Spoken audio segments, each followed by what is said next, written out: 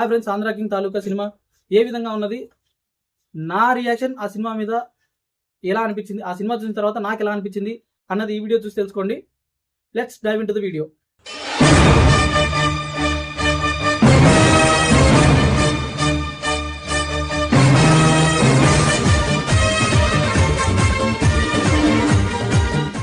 Andhra king Taluka title reveal అవ్వకముందే మనకు ఇది ఒక సూపర్ స్టార్ అండ్ ఒక ఫ్యాన్ బాండింగ్ సినిమా అని మనకు క్లియర్గా అర్థమవుతుంది. సో మేబీ ఒక తెలుగు హీరోనే ఇందులో ఒక సూపర్ స్టార్గా చూడబోతున్నాం అనుకున్నాం, కానీ వాటన్నిటికీ భిన్నంగా ఒక కన్నడ సూపర్ స్టార్ ఉపేంద్ర గారిని ఇందులో సూపర్ స్టార్గా చూపించడం యాక్చువల్గా అది వర్కౌట్ అయింది. అండ్ ఆ సూపర్ స్టార్గా ఆయన యాక్టింగ్ కూడా సూపర్గా అనిపించింది. ఇంకా రామ్ గారి విషయానికి వస్తే రామ్ గారి యాక్టింగ్ ఒక ఫ్యాన్గా, ఒక ప్యూర్ హార్డ్ కోర్ ఫ్యాన్గా, ఏదైనా సాక్రిఫైస్ చేసేంత ఫ్యాన్గా ఈ సినిమాలో ఆయన యాక్టింగ్ అయితే సూపర్గా అనిపించింది. అంటే ఆయననే కదా ఈ స్టోరీ లైన్లో ఆర్క్ చూస్తే ఒక ఫ్యాన్ అనేవాడు ఈ విధంగా ఉంటాడా అని అని యాక్చువల్గా నాకైతే అనిపించింది.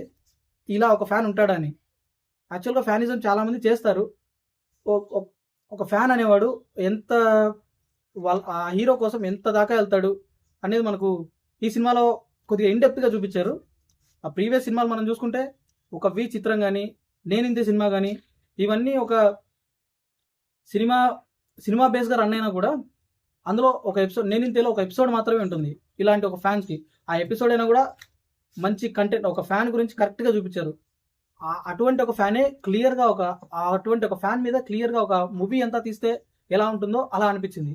బట్ దానికి ఈ లవ్ ఎలిమెంట్ కానీ, ఇంకా రొటీన్గా విలేజ్ బ్యాక్డ్రాప్ ఆ ఎలిమెంట్ కానీ యాడ్ చేసి ఇంకో రొటీన్ ఫార్ములా అయిన ఆ లవ్ గెయిన్ చేసుకోవడం కోసం హీరో పడే ఆ స్ట్రగుల్, ఇవన్నీ కూడా మేబీ సినిమాలో ఇంక్లూడ్ చేయడం అయితే బాగానే అనిపించింది.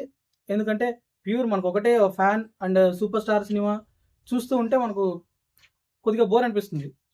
అటువంటివి కాకుండా ఇవి కమర్షియల్ ఎలిమెంట్స్ కూడా యాడ్ చేసి సినిమా కొంచెం ప్లస్గానే అనిపించింది. భాగ్యశ్రీ యాక్టింగ్ అని, మురళీ శర్మ గారి యాక్టింగ్ అని,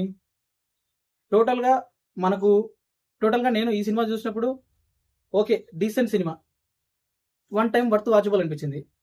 స్టోరీ విషయానికి వస్తే ఒక సూపర్ స్టార్కి తన 100వ సినిమా ముందుకెళ్ళడం కోసం కొంచెం ఆర్థిక ఇబ్బందులు ఎదురవుతాయి.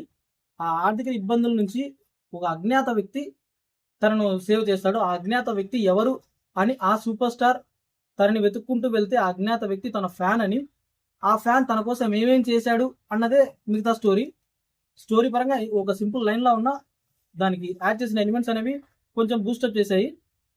సో సినిమా అయితే వన్ టైం వర్త్ వాచబుల్, ఎటువంటి డీవియేషన్ లేకుండా స్ట్రైట్ సినిమా చూసామా, ఒక ఫ్యాన్ యొక్క ఫ్యానిజం మనం ఎంజాయ్ చేసామా అనేది చూసి రావచ్చు సినిమాను.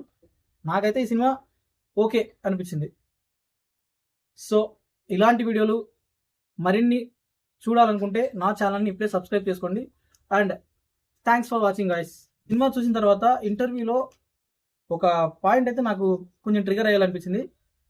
మహేష్ బాబు ఫ్యాన్, ఆయనకు Mahesh Babu vehicle number check చేసి తన చలాను ఈ ఒక ఫ్యాన్ పే చేశాడంట. యాక్చువల్గా ఫ్యానిజం చేయొచ్చు, కానీ ఇప్పుడు కూడా ఇలాంటి జనాలు ఉన్నారంటే కొంచెం ఆలోచించాల్సిన విషయమే. ఏ విధంగా అంటే ఆయన అనేది మేబీ మంచోడు, యాక్చువల్గా మహేష్ బాబే కాదు మిగతా హీరోలందరూ కూడా మంచి వాళ్ళే. సో అట్లా అని చెప్పేసి ఒక ఫ్యాన్ కోసం మనం తన ఇన్డెప్త్గా తన డీటెయిల్స్ అని తెలుసుకొని తనకు నీడ్ అవసరం ఉందో ఇచ్చేంత ఫ్యానిజం చేయడం కరెక్టో కాదో మరి నాకైతే ఏం చెప్పాలో కూడా తెలియట్లేదు. దాని గురించి కొంచెం ఏదో ఈ టాపిక్ మీద ఏం మాట్లాడాలో అర్థం కావట్లేదు నాకు. సో ఫ్యానిజం అటువంటి ఫ్యానిజం కరెక్టా కాదా అనేది మీరే కామెంట్లో తెలియజేయండి.